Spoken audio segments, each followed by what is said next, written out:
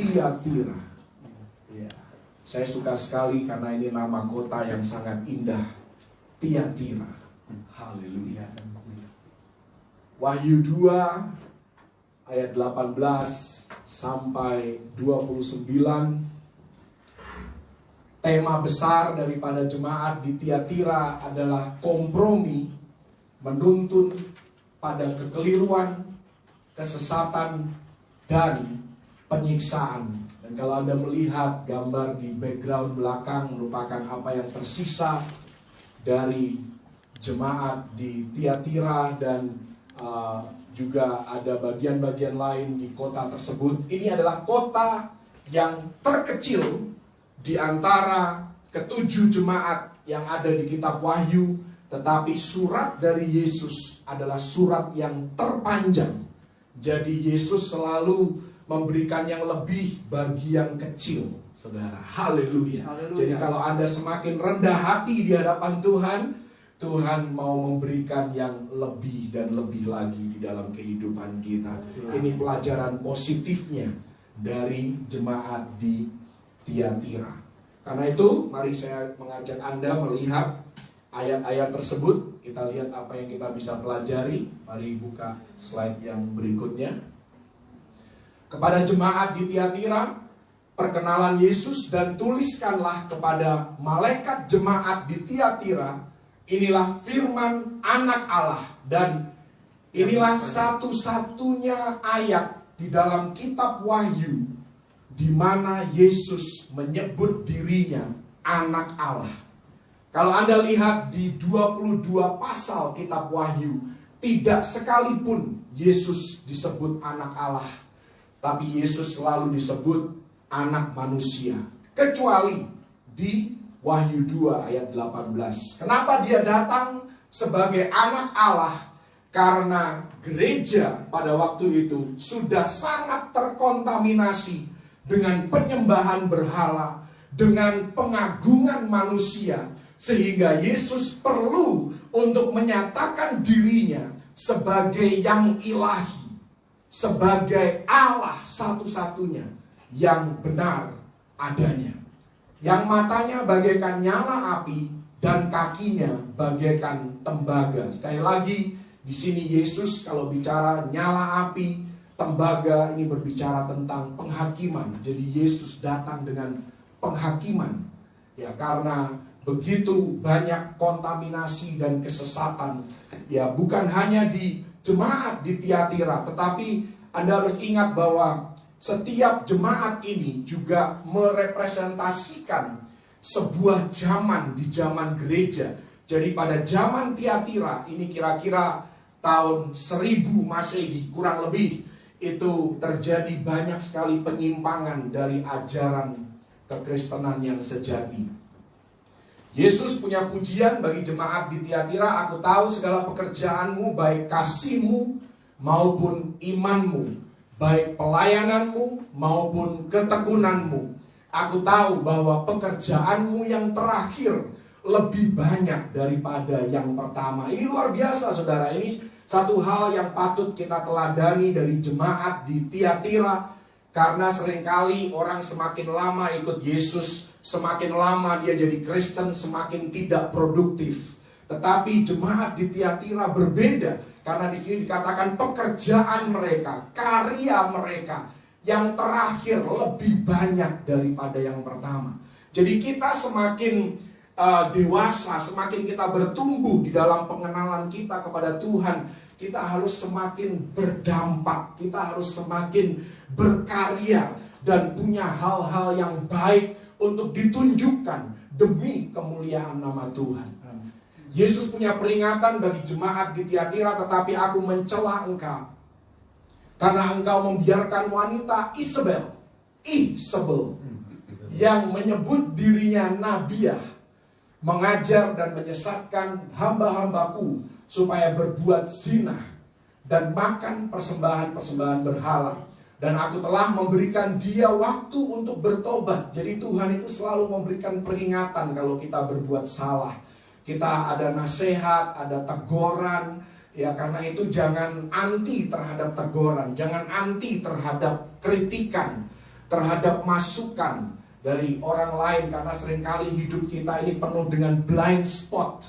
Kita tidak bisa melihat diri kita sendiri. Kalau Anda perhatikan, mata Anda hanya bisa melihat orang lain, tetapi mata Anda tidak bisa melihat diri Anda sendiri. Aku telah memberi dia waktu untuk bertobat, tetapi ia tidak mau bertobat dari zinahnya. Perhatikan kata zinah berapa kali muncul. Lihatlah, aku akan melemparkan dia ke atas ranjang orang sakit, dan mereka yang berbuat zinah dengan dia akan kulemparkan ke dalam kesukaran besar, jika mereka tidak bertobat dari perbuatan-perbuatan perempuan itu.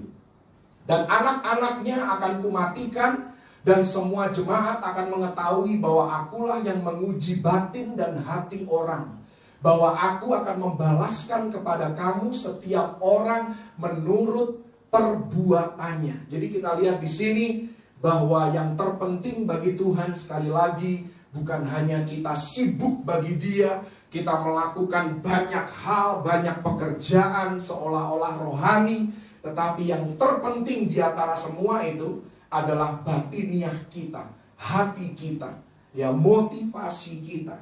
Mari kita lihat ayat yang berikutnya, ayat yang ke-24 di slide berikutnya. Ini merupakan ajakan dan upah yang Tuhan sediakan, tetapi kepada kamu, yaitu orang-orang lain di Tiatira yang tidak mengikuti ajaran itu, dan yang tidak menyelidiki apa yang mereka sebut seluk-beluk iblis. Jadi sebenarnya perihal seluk-beluk iblis ini, ya, kita perlu punya pengetahuan, tetapi Tuhan tidak mau kita terlalu terlibat di dalamnya. Ya, bahkan saya cukup sedih kalau ada pendeta yang suka berkhotbah dan mengagung-agungkan iblis, seolah-olah iblis itu lebih baik daripada orang Kristen. Ya, kita tahu bahwa sekalipun hidup kita tidak sempurna sebagai orang Kristen, tetapi yang menyelamatkan kita adalah sosok yang paling sempurna yang pernah ada di dunia ini dan di akhirat nanti. Haleluya. Kepada kamu aku berkata, aku tidak mau menanggungkan beban lain kepadamu, tetapi apa yang ada padamu, peganglah itu sampai aku datang. Dan barang siapa menang dan melakukan pekerjaanku sampai kesudahannya, kepadanya akan kukaruniakan kuasa atas bangsa-bangsa. Dan ia akan memerintah mereka dengan tongkat besi, mereka akan diremukkan seperti tembikar tukang periuk, sama seperti yang kuterima dari Bapakku. Dan kepadanya akan kukaruniakan bintang timur. Jadi kata bintang timur ini menunjukkan bahwa kalau Tiatira adalah salah satu periode di dalam zaman gereja, maka ini adalah zaman menjelang reformasi kekristenan. Kalau Anda ingat tanggal 31 Oktober dunia mengenal 31 Oktober sebagai Halloween, ya, mengagung-agungkan roh jahat, ya, seolah-olah iblis itu adalah makhluk yang cute, makhluk yang keren gitu kan, untuk ditiru. Tetapi Anda harus ingat, 31 Oktober tahun 1517 muncul seorang bernama Martin Luther, di mana dia menegakkan kembali kebenaran yang sejati bahwa orang percaya hidup dan diselamatkan oleh iman, bukan oleh perbuatan. Kenapa Martin Luther harus memberikan atau mendobrak keagamaan pada waktu itu? Karena sudah terlalu banyak kontaminasi, ya, dengan masuknya tradisi Romawi, maka seolah-olah keselamatan itu bisa diperoleh dengan perbuatan, dengan, ya, kebaikan kita, amal kita. Dengan cara itulah, ya, banyak orang pada waktu itu berpikir bahwa mereka bisa diselamatkan melalui perbuatan baik mereka. Karena itu harus muncul bintang timur. Ini adalah kegelapan yang paling gelap, karena di zaman Tiatira lah disebut periode the Dark Ages, zaman kegelapan, di mana orang-orang percaya, orang-orang penganut agama Kristen ataupun cabang daripada kekristenan itu tidak boleh membaca Alkitab. Dan itu pun merupakan tradisi yang masih ada sampai hari ini.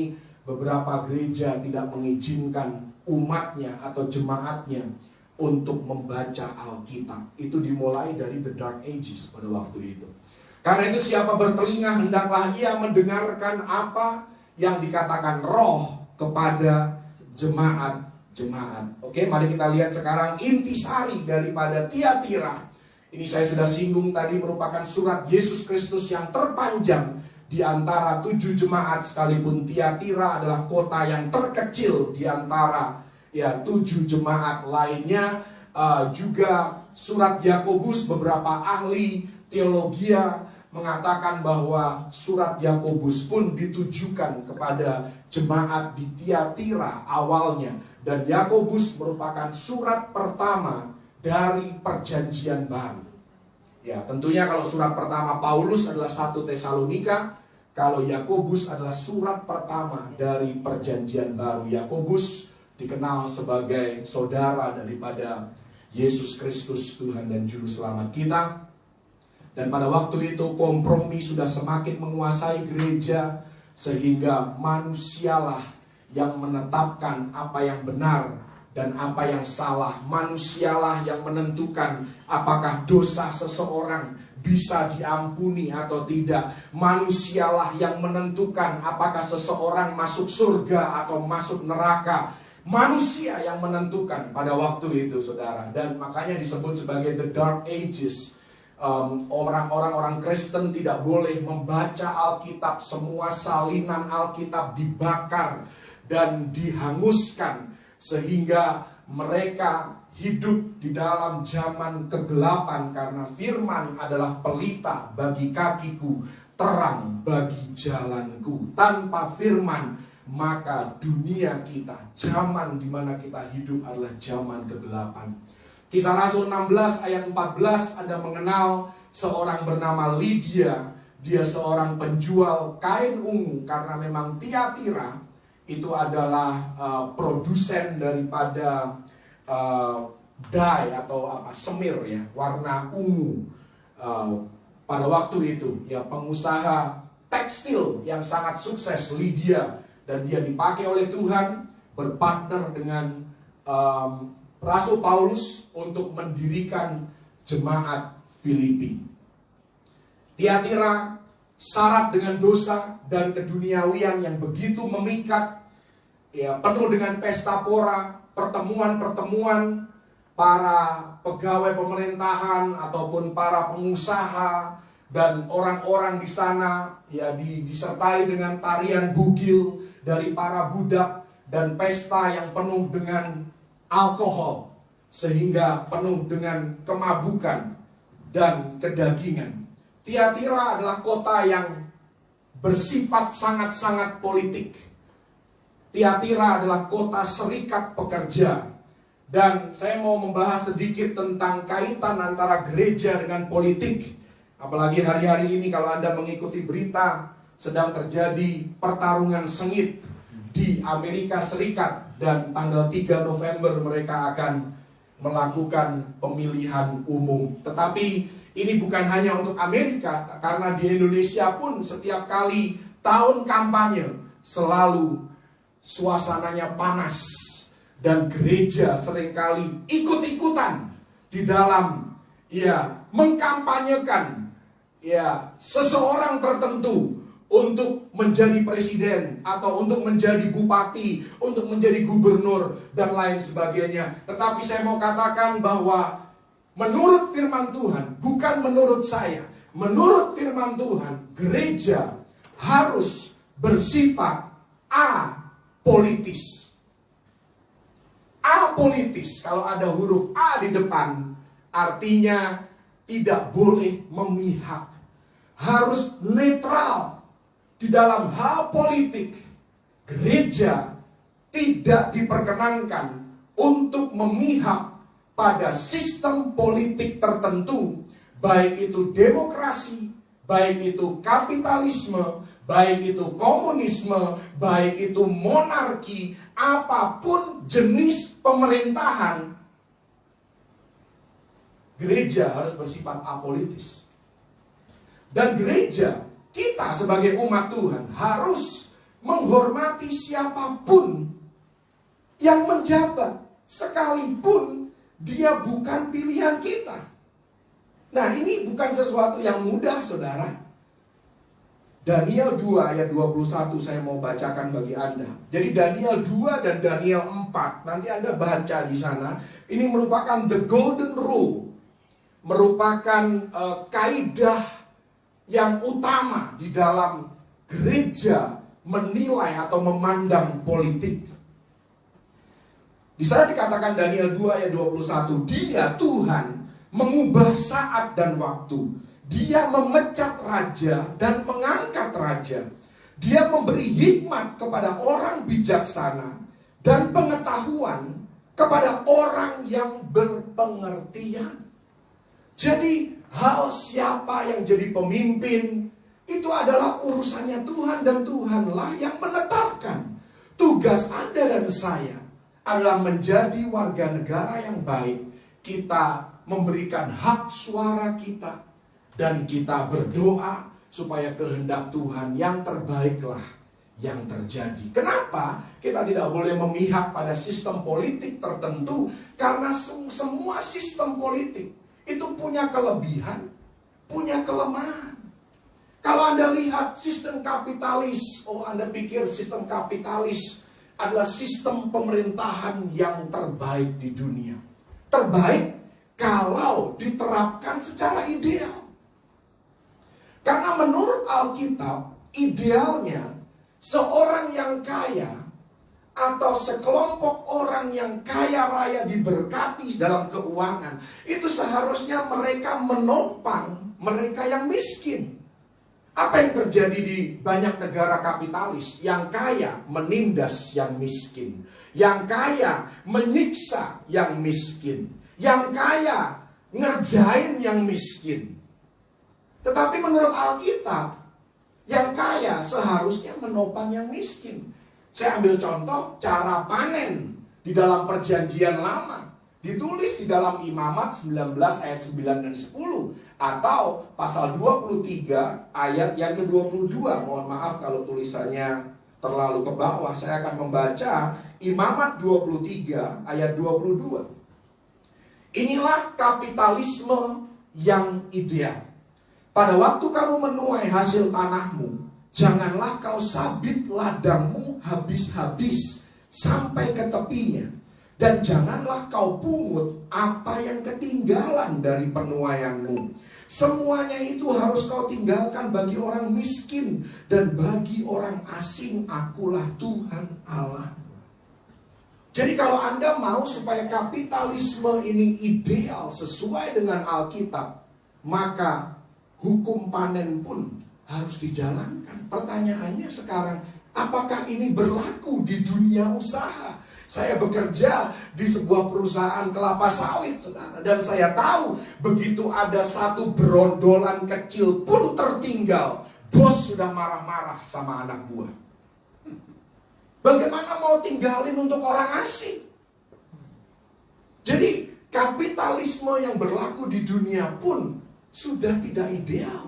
Tidak sesuai dengan kebenaran firman Tuhan. Bicara tentang demokrasi. Kalau begitu sistem politik terbaik di dunia adalah demokrasi. Masalahnya, siapa yang bisa jadi pejabat di dalam sistem demokrasi? Hanya mereka yang berduit.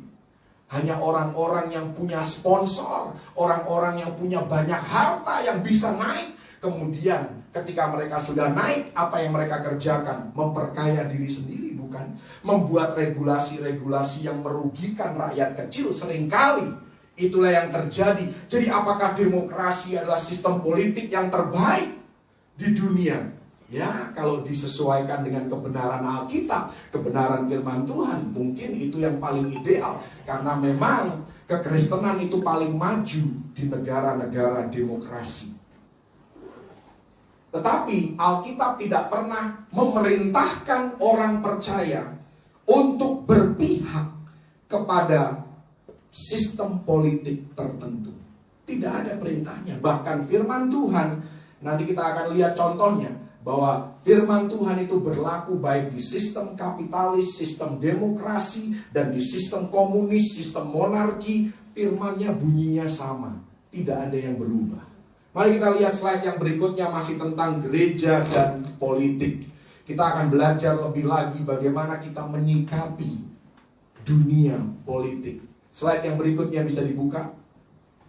Gereja dan politik. Yesus, Paulus, Petrus, dan kawan-kawan, mereka semua ini saudara, hidup di negeri terjajah.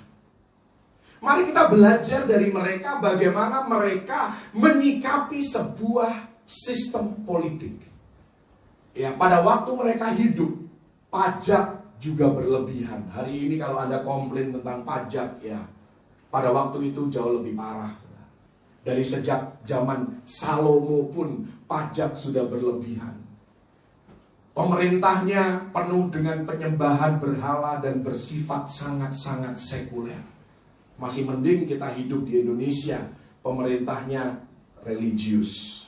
Ya, sekalipun ya, kita tidak tahulah motifnya seperti apa, tetapi sangat erat kaitannya dengan agama. Mereka semua, Yesus, Paulus, Petrus, mereka harus menghormati pemerintah yang jauh lebih buruk perilakunya dari pemerintahan zaman sekarang. Seburuk-buruknya pemerintah dimanapun Anda hidup, zaman Romawi itu jauh lebih buruk. Dan mereka, Anda tidak pernah dengar kan, Yesus berpihak pada siapapun. Paulus tidak pernah mengajak orang untuk demo kepada pemerintah. Tidak pernah. Mereka tidak berpihak, baik pada penjajah ataupun pada yang terjajah. Memang ada batasannya. Batasannya adalah Kisah Para Rasul 5 ayat 29. Apa yang dikatakan Kisah Para Rasul 5 ayat yang ke-29? Tetapi Petrus dan rasul-rasul itu menjawab, katanya, kita harus lebih taat kepada Allah daripada kepada manusia. Bukan berarti terus Anda hidup sesuka hati Anda, hanya mau mengikuti aturan-aturan yang Anda mau, hidup ceroboh, menentang pemerintah, mengata-ngatai pemerintah, dan lain sebagainya. Bukan itu maksudnya. Tetapi ketika regulasi pemerintah, seperti pada zaman Nebukadnezar, ketika Sadrak, Mesak, Abednego dipaksa untuk menyembah patung, mereka menolak menyembah patung itu. Itulah yang dimaksud dengan batasan di dalam Kisah Rasul 5 ayat 29. Tetapi ini tidak berlaku dalam hal bayar pajak contohnya. Bayar pajak Anda harus ikut aturan pemerintah. Ya kan, dalam aturan lalu lintas Anda harus mengikuti aturan pemerintah. Dan lain sebagainya, banyak sekali aturan dan regulasi yang lainnya.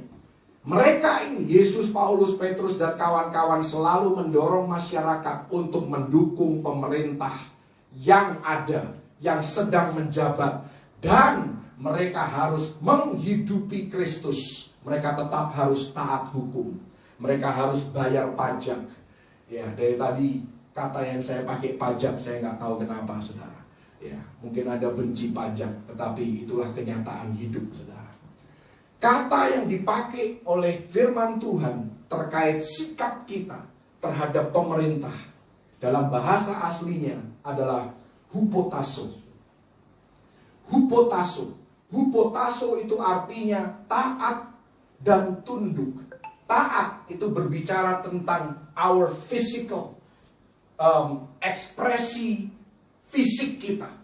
Tunduk berbicara tentang batiniah kita, berbicara tentang sikap hati kita.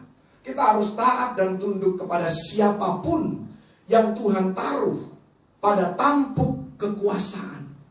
Baik itu atasan kita di tempat kerja, baik itu gembala kita di gereja, baik itu suami kita di rumah tangga, atau Anda sebagai orang tua. Jadi taat dan tunduk inilah sikap yang berkenan di hati Tuhan. Hupotasso. Kita mungkin tidak suka dengan pemerintah kita, tetapi kita tetap hupotasso. Kita tetap taat dan tunduk kepada peraturan yang dibuat, regulasi yang ada. Nanti Anda baca secara umum Roma 13 ayat 1-7. Ini ditulis oleh Paulus. Dan Paulus ya pada waktu itu, pada waktu dia menulis ayat ini, saudara, itu Nero, Kaisar Nero yang sangat kejam, sadis, bejat, dan egois sedang memerintah.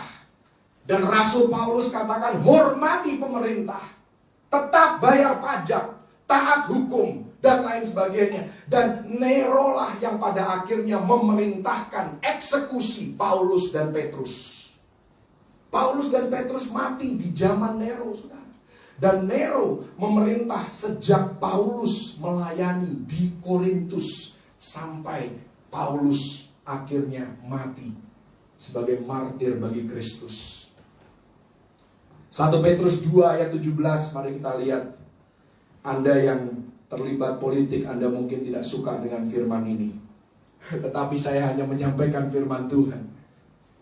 Dikatakan 1 Petrus 2 ayat 17, hormatilah semua orang, kasihilah saudara-saudaramu, takutlah akan Allah, hormatilah raja. Ini Petrus yang menulis. Siapa yang dimaksud oleh Petrus? Nero. Dan Nero lah yang membunuh Petrus secara tidak langsung. Karena itu dikatakan kalau Anda membaca di dalam Kejadian 9 ayat 6, Tuhan tidak akan melindungi kita kalau kita melanggar aturan pemerintah. Tuhan mengampuni dosa kita, Tuhan mengampuni kesalahan kita, tetapi konsekuensi itu tetap berjalan kalau kita menentang apa yang sudah ditetapkan oleh Tuhan. Dikatakan dalam Kejadian 9 ayat 6, siapa yang menumpahkan darah manusia, darahnya akan tertumpah oleh manusia, sebab Allah membuat manusia itu menurut gambarnya sendiri. Jadi jangan heran kalau ada orang melakukan perbuatan kriminal, membunuh sesamanya, dia dihukum mati. Itu memang konsekuensinya demikian, saudara.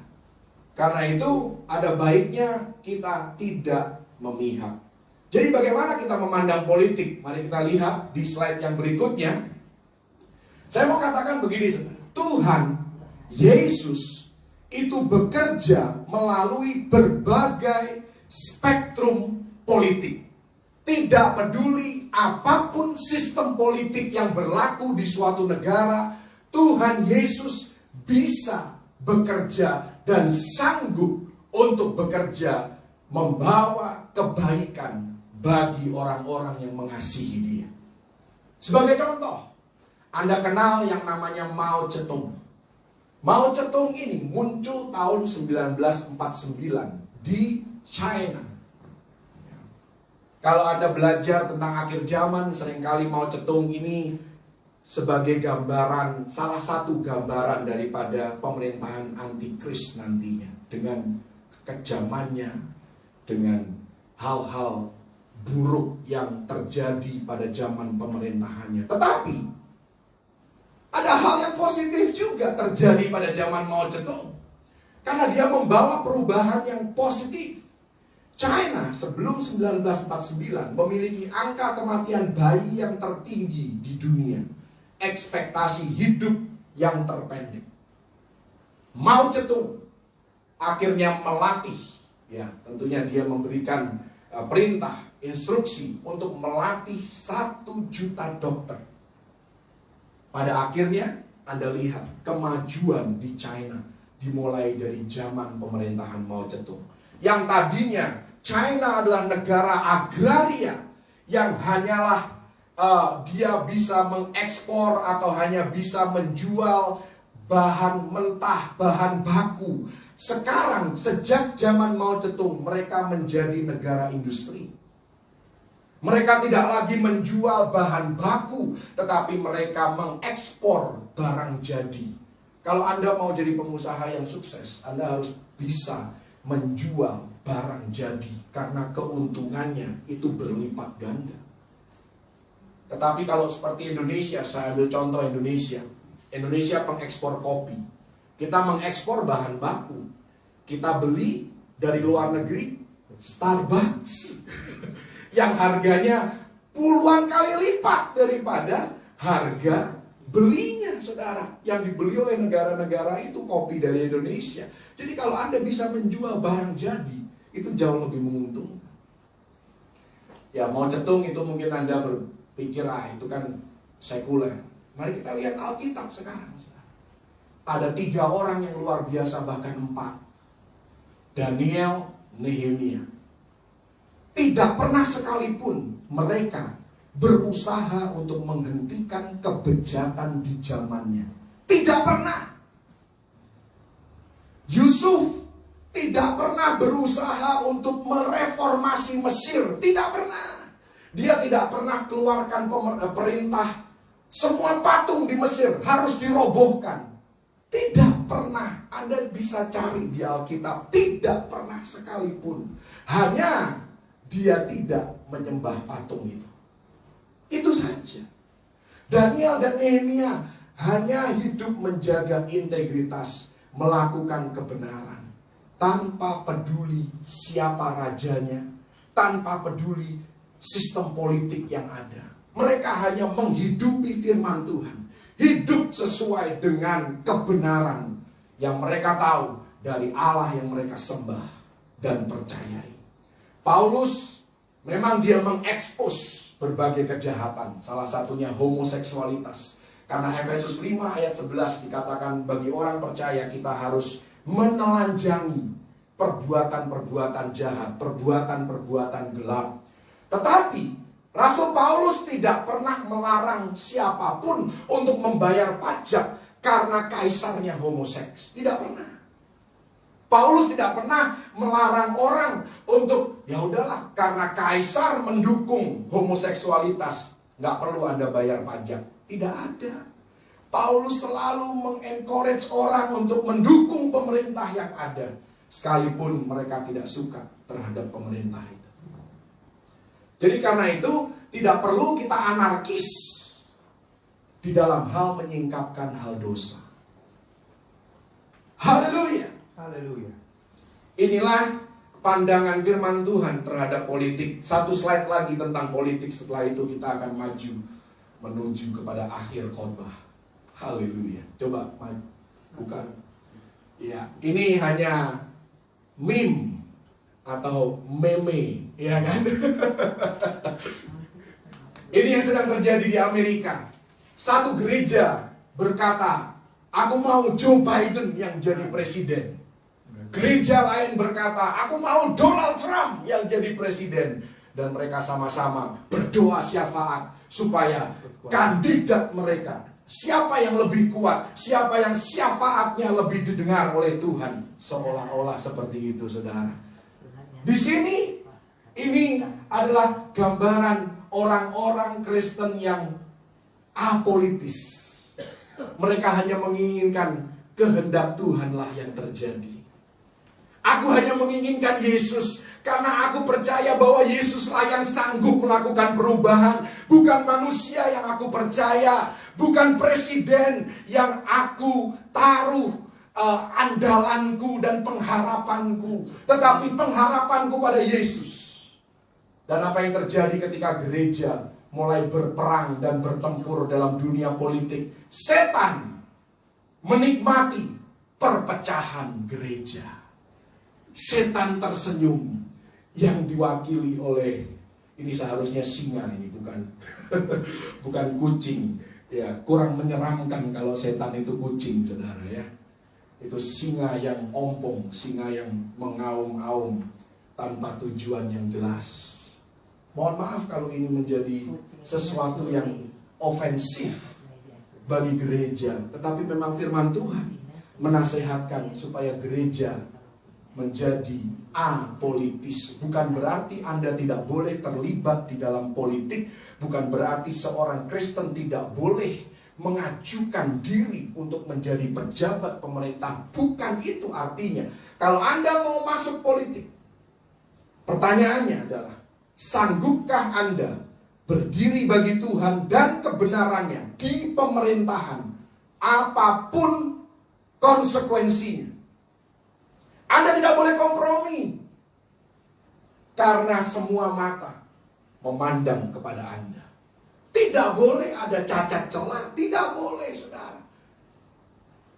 Karena Tuhanlah yang mengorkestrasikan segala sesuatu. Bukan pilihan politik kita. Bukan siapa presiden kita. Bukan siapa gubernur kita. Tuhanlah. He is in control. Dia yang mengendalikan segala sesuatu. Jangan pernah menaruh harapanmu kepada sistem politik, kepada pemerintah, kepada presiden, kepada gubernur, siapapun. Anda tidak boleh taruh kepercayaan Anda kepada manusia. Karena Tuhanlah yang mengatur segala sesuatu yang terjadi di alam semesta. Haleluya! Jadi siapapun presidennya, tugas Anda doakan presiden Anda. Apapun sistem politik di mana Anda hidup, doakan bangsa dan negara di mana Anda tinggal dan hidup. Karena doa Anda menentukan kesejahteraan daripada tempat, lokasi di mana Anda berada. Doakan, saudara. Haleluya! Inilah politik. Kita maju ke topik yang lain. Kita lihat slide yang berikutnya. Sekarang pelajaran dari Tiatira. Ya, ini yang pelajaran yang lebih rohani. Kalau Anda merasa politik kurang rohani, inilah yang rohani, saudara. Tadi disebutkan beberapa kali tentang perzinahan. Ya, perzinahan, kata yang dipakai dalam bahasa Inggris adalah percabulan, fornication. Ya, kalau Anda melihat di dalam perjanjian baru, kalau Anda ada ayat-ayat yang ada daftar dosa, ya kan, daftar perbuatan daging. Di dalam perjanjian baru itu ada kurang lebih 10 daftar dosa. Dari Matius sampai Wahyu, kalau Anda belajar, ada 10 daftar dosa. Salah satunya Galatia 5 ayat 19, ya, Wahyu 21 ayat 8, dan lain sebagainya. Itu ada daftar dosa. Kalau Anda melihat daftar dosa dari ke-10 daftar dosa yang ada di perjanjian baru, itu namanya perzinahan dan percabulan. Itu seringkali tertulis sebagai dosa nomor 1 atau nomor 2. Tidak semua, tapi kebanyakan nomor 1 atau nomor 2. Karena inilah dosa yang paling menjerat, paling banyak menjerat orang-orang percaya, bahkan manusia yang hidup di akhir zaman. Perzinahan atau percabulan artinya memuaskan hasrat seksual yang didesain oleh Tuhan. Jadi kita punya hasrat ini didesain oleh Tuhan secara begitu luar biasa. Tetapi kita tidak boleh memuaskannya dengan cara yang tidak sesuai dengan firman Tuhan. Pelajaran kedua dari Tiatira adalah kita diperhadapkan pada pilihan hidup setiap hari. Kita mau hidup bagi Kristus atau kita mau hidup bagi dunia. Tadi kita membaca dalam Wahyu 2 ayat 19 ketika Yesus berkata, aku tahu pekerjaanmu, aku tahu kasihmu, aku tahu imanmu, apa yang kau kerjakan terakhir lebih banyak daripada yang pertama. Karena itu, kalau jemaat Tiatira diberikan kesempatan untuk bersaksi kepada Anda dan saya, mereka akan berkata, pilihlah yang berkenan kepada Kristus. Kenapa? Kolose 2 ayat 6 dikatakan kamu telah menerima Kristus Yesus. Jadi ayat ini bagi orang Kristen yang sudah percaya. Karena itu hendaklah hidupmu tetap di dalam Dia. Tetap melakukan hal-hal yang membuat Tuhan bangga. Apa sih bukti bahwa kita itu selamat? Apa sih bukti bahwa kita itu akan masuk surga? Yaitu kita menghasilkan buah. Karena pohon dinilai dari buahnya. Roma 6 kalau Anda belajar, nanti Anda baca satu pasal itu, saudara. Sebagai orang percaya, frekuensi dosa di dalam kehidupan kita itu harus semakin berkurang. Apalagi dosa yang sama, terus-menerus kita terjerat dengan hal masuk di lubang yang sama setiap kali. Karena apa? Ikatan dosa sudah dipatahkan. Jadi kita tidak bisa bilang bahwa aku nggak bisa itu mengatasi suatu dosa tertentu. Nggak bisa. 1 Yohanes 2 ayat 16, keinginan mata, keinginan daging, keangkuhan hidup itu sudah semakin harus terkikis di dalam kehidupan kita. Dan kita masuk ke dalam Yakobus 3 ayat 17. Di sana dikatakan bahwa hikmat yang dari atas adalah murni, pendamai, peramah, penurut, penuh belas kasihan, dan buah-buah yang baik. Tidak memihak dan tidak munafik. Itulah yang Tuhan mau semakin bertumbuh dalam kehidupan kita. Karena itu kita harus lebih sering mengizinkan Yesus hidup melalui kita. Karena kita adalah, kalau kita orang percaya, artinya kita menjalani kehidupan yang disalibkan. Itu Galatia 2 ayat 20. We are living a crucified life. Karena yang hidup di dalam kita bukan kita lagi, melainkan Yesus Kristus yang ada di dalam kita. Karena itu dalam kehidupan kita sebenarnya, kita manusia itu tidak ada yang baik dari diri kita. Kalau ada sesuatu yang baik keluar dari kehidupan kita, itu Yesus, itu Kristus, segala yang baik dari hidup kita. Anda boleh mengambil kredit untuk pujian orang lain, tetapi yang dipuji itu adalah Yesus di dalam kehidupan Anda. Kalau sesuatu yang baik yang keluar. Tapi kalau yang jelek, itulah kita. Pelajaran ketiga dari Tiatira, kehendak Tuhan bagi Anda dan saya, jangan masuk surga dengan tangan kosong. Ini 1 Korintus 3 ayat 15, karena setiap pekerjaan kita akan diuji dengan api. Kita harus menghadap kepada tahta bema, di mana upah kita ditentukan. Dan saya berdoa biar Anda dan saya, kita tidak masuk surga dengan tangan kosong, melainkan kita punya mahkota yang kita bisa persembahkan kembali, yang kita bisa lemparkan kembali ke kaki Yesus. Karena hanya Yesuslah yang layak dipuji dan disembah dari segala yang baik dari hidup kita. Secara cepat, tinggal 2 atau 3 slide lagi, dan waktu saya sudah hampir habis. Coba kita lihat contoh yang buruk, yaitu Simpson. Kita semua kenal yang namanya Simpson. Simpson ini menunjukkan kepada Anda dan saya bagaimana tidak mengizinkan Yesus hidup melalui kita. Dan Simpson mengajarkan kepada kita bagaimana kita masuk surga dengan tangan kosong dan menderita kerugian. Dari mana saya tahu Simpson ada di surga? Nanti Anda baca Ibrani 11 ayat 32. Kalau Simpson tidak masuk surga, tidak ada namanya tertulis dalam daftar pahlawan iman. Tetapi Simpson mengajarkan kepada kita bagaimana masuk surga dengan tangan kosong, menderita kerugian. Langkah-langkah menuju kerugian spiritual. Yang pertama, Simpson menyimpang dari warisan ilahinya. Nanti Anda baca dalam Hakim-Hakim 13. Dia menikahi perempuan non-Yahudi. Simpson tidak taat kepada orang tuanya. Hakim-Hakim 14 ayat 1-4. Bahkan bukan hanya tidak taat, dia memperdaya orang tuanya. Bahkan ya di sini ada kata melihat, nanti Anda lihat dari ayat 2 Hakim-Hakim 14. Ya, terpaku di pikiran Simpson. Ya, itu tentang seorang perempuan. Ya, saya yakin ini bukanlah sebuah pikiran yang bersih atau pikiran yang suci, tapi pikiran yang najis. Terpaku pada pikirannya, perempuan yang tidak seharusnya dia dekati. Simpson kompromi dengan hidupnya. Seorang Nasir tidak boleh dekat pada yang mati. Tetapi Simpson justru bermain-main dengan bangkai. Ya, bermain-main dekat hal yang seharusnya dia jauhi dan hindari. Selanjutnya, yang keempat, langkah-langkah menuju ke kerugian spiritual. Simpson mengabaikan peringatan Tuhan. Tadi kita baca di awal bahwa Tuhan memberikan kesempatan, Tuhan memberikan rambu-rambu ketika kita ada di jalan yang menyimpang. Simpson bermain-main dengan dosa. Ini masuk ke dalam kisah dia dengan Delila. Ya, kita tahu pada akhirnya kompromi menuntun kepada musibah. Ya, Simpson dibelenggu, dibutakan, dipaksa untuk menggiling. Demikianlah dosa membuat kita merasa hilang harapan, hilang kuasa, hilang sukacita, hilang keberanian, dan seterusnya, merasa jauh dari Tuhan.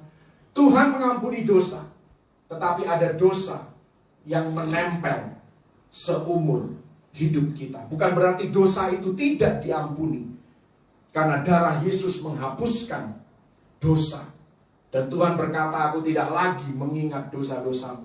Tetapi seringkali ada dosa tertentu yang merusakkan reputasi kita. Beyond repair, bahasa Inggrisnya. Beyond repair itu artinya tidak bisa lagi reputasi Anda diperbaiki karena suatu dosa yang pernah kita lakukan. Karena itu kita harus waspada di dalam kehidupan ini. Setiap langkah, khususnya keputusan yang besar, harus dipertimbangkan dengan sebaik-baiknya. Mari kita lihat slide yang terakhir. Ini adalah aplikasi hidup. Ada 4 aplikasi hidup pelajaran daripada jemaat di Tiatira. 1 Korintus 3, 16, 6, 19-20. Kita telah dikuduskan. Tuhan punya 7 pesan bagi 7 jemaat. Tetapi ujung-ujungnya cuma 1. Bertobatlah. Bertobatlah. Ya. Dan dengarkan apa yang Roh katakan kepada jemaat-jemaat. Simson pada akhirnya menerima pengampunan penuh dari Tuhan. Karena itu dikatakan Hakim-Hakim 16 ayat 28. Ini kalau Anda lihat backgroundnya, itu Simson sedang menghancurkan pilar di mana dia dibawa karena dia dalam kondisi buta, saudara. Dia katakan, sekali ini saja ya Allah. Ini berbicara tentang pengampunan penuh ketika kita bertobat, kita berpaling kepada Yesus dan minta ampun. Maka Dia adalah Allah yang setia dan adil. Dia mengampuni semua dosa dan kejahatan kita. 1 Korintus 3, 15, 9, 27, kita bertanggung jawab. Karena apa yang kita tabur, kita akan tuai. Galatia 6 ayat 7. Karena itu ya kita harus berhati-hati, waspada, khususnya jangan bermain-main dengan hal yang bersifat dosa. Di samping itu kita juga harus balance dalam kehidupan kita. Karena Pengkhotbah 5 ayat yang pertama, ini yang seringkali orang Kristen terjebak. Ya, kita terlalu muluk di hadapan Tuhan. Pengkhotbah 5 ayat yang pertama dikatakan, biarlah perkataanmu sedikit. Karena Tuhan mendengar setiap perkataan kita. Jangan terlalu muluk dengan Tuhan. Janji yang aneh-aneh, saudara, akhirnya kita sendiri kewalahan, tidak bisa menggenapinya. Kita hidup hanya karena kasih karunia Tuhan. Kita bisa menghindari dosa, hidup kudus, semua karena kasih karunia dan kekuatan yang daripada Tuhan. Karena itu andalkan Tuhan setiap saat. Ibrani 12 ayat 5, 6 dan ayat yang ke-8, Tuhan memberikan peringatan. Ya, karena itu kalau ada teguran, kalau ada kritikan, kalau ada masukan, ada nasihat, kita harus dengar baik-baik. Kita harus terima dengan lapang dada. Dan yang terakhir, 1 Yohanes 5, 16, 17, kita bisa kebablasan. Tuhan mengampuni dosa, benar. Tetapi ada dosa yang bisa membuat kita kebablasan. Kebablasan dalam arti kata apa? Kalau Anda lihat tadi Wahyu 2 ayat 22 dan 23, beberapa orang bisa sakit karena dosa, bisa mati karena dosa yang diperbuatnya. Kalau sudah nggak mau dengar-dengaran, saudara, bukan kehendak Tuhan untuk membunuh seseorang, bukan kehendak Tuhan membuat Anda sakit, tetapi beberapa dosa membuat kita sakit, membuat kita mati. Orang yang hidup dalam perzinahan, jangan heran suatu hari dia mengalami AIDS. Itu bukan karena Tuhan menghukum dia, tetapi itu adalah konsekuensi daripada dosa dia sendiri di tengah peringatan yang ada. Dan kita sebagai umat Tuhan, kita sebagai orang percaya, kita adalah duta perwakilannya Tuhan. Tetapi ada batasan Tuhan mengizinkan kita menjadi duta yang buruk bagi namanya. Kita akan diselamatkan, yes, tetapi pekerjaan kita terbakar, jiwa kita diselamatkan seperti keluar dari dalam api, kata 1 Korintus 3. Karena itu kalau Anda mau menjalani hidup yang berdampak, Anda harus waspada terhadap hal-hal yang bersifat tidak menyenangkan hati Tuhan. Tetapi kalau Anda berpaling kepada Yesus, Tuhan Yesus adalah Tuhan yang mengaruniakan kesempatan yang baru. He is God of new beginnings. Dia selalu memberikan kesempatan